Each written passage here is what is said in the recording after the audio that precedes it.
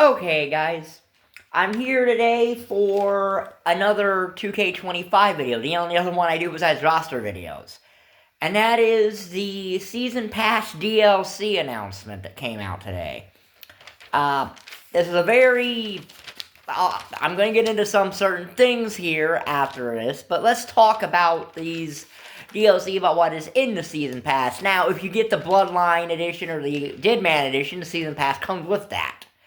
If you have the Standard Edition, it doesn't. You have to buy that separately.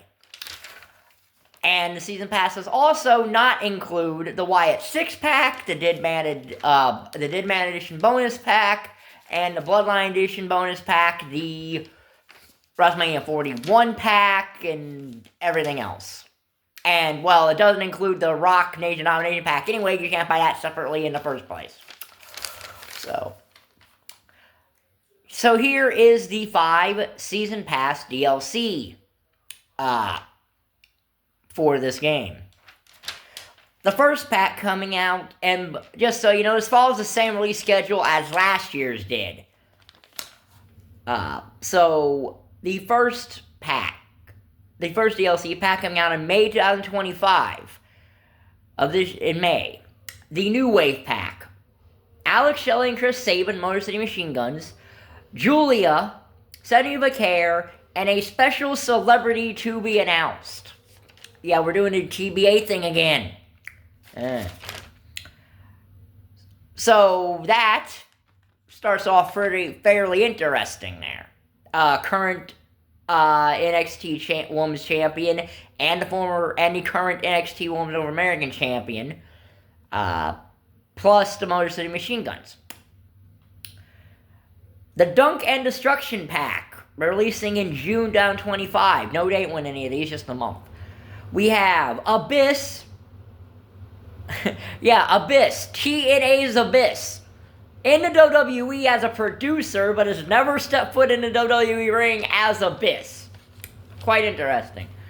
The Great Khali. And then 3 NBA players to be announced. I'll get to that. Pack number 3, the Fearless Pack in July. Releasing in July. New Jack. Okay.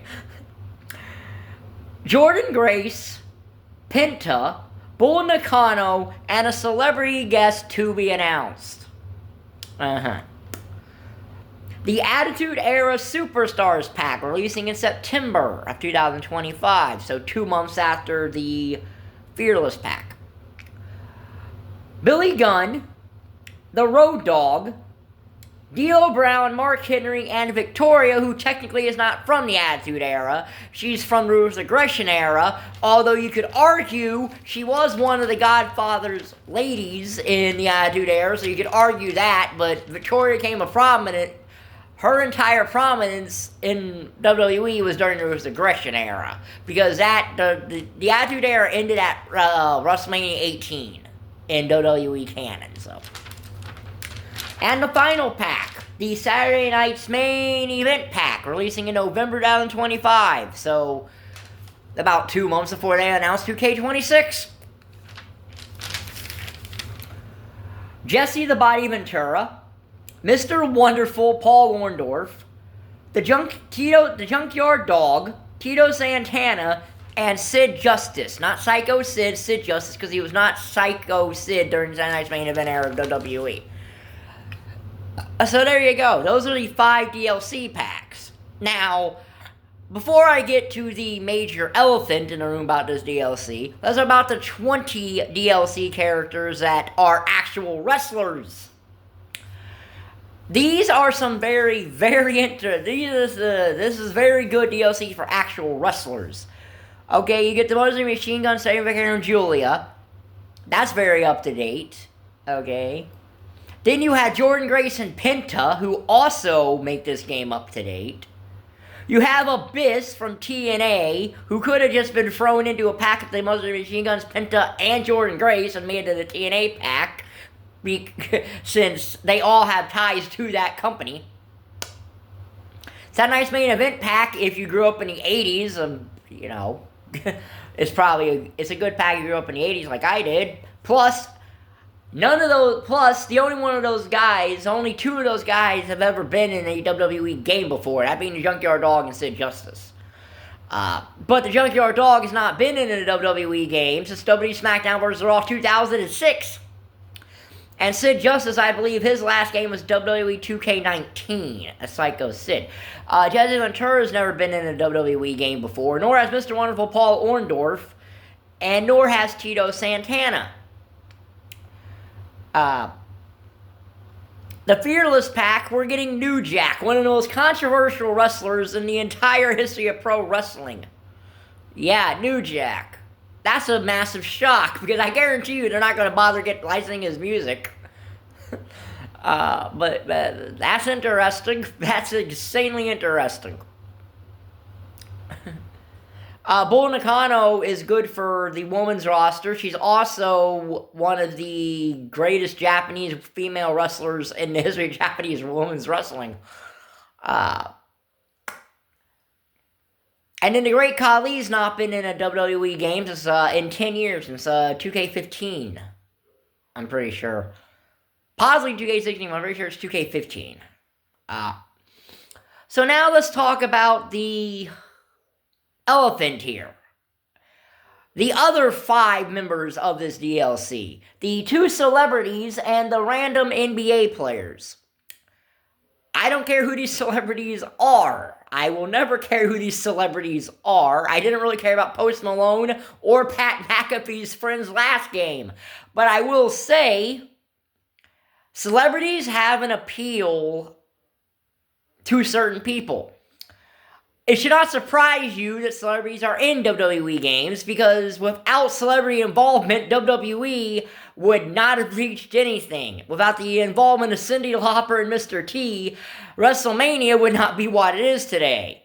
So, celebrities being in WWE games should not really surprise anyone. Celebrities being involved in wrestling culture should not be a surprise, because every wrestling company has had some kind of celebrity involvement in it. Okay, not just WWE, WCW, AEW, TNA, all that. Now, granted, those other companies didn't put celebrities in their video games, but WWE and celebrities are very intertwined. So, the random NBA players, I don't care about basketball. So I really don't care. I really don't care about basketball players who already have a game anyway. But at the very least, 2K does at least publish the NBA games. So they are at least using cross-promotion. Now, the single biggest thing to me about cross-promotion that is actually surprising they haven't done it yet is the fact that Endeavor has not pushed to have UFC people thrown into the WWE games. Because that would be not just cross-promotion, that would be brand unity. Given that Endeavor owns both WWE and UFC. I'm amazed they haven't had any UFC people thrown in, but they could be one of these celebrities for all we know. I don't, so. Do I think this is a good season pass?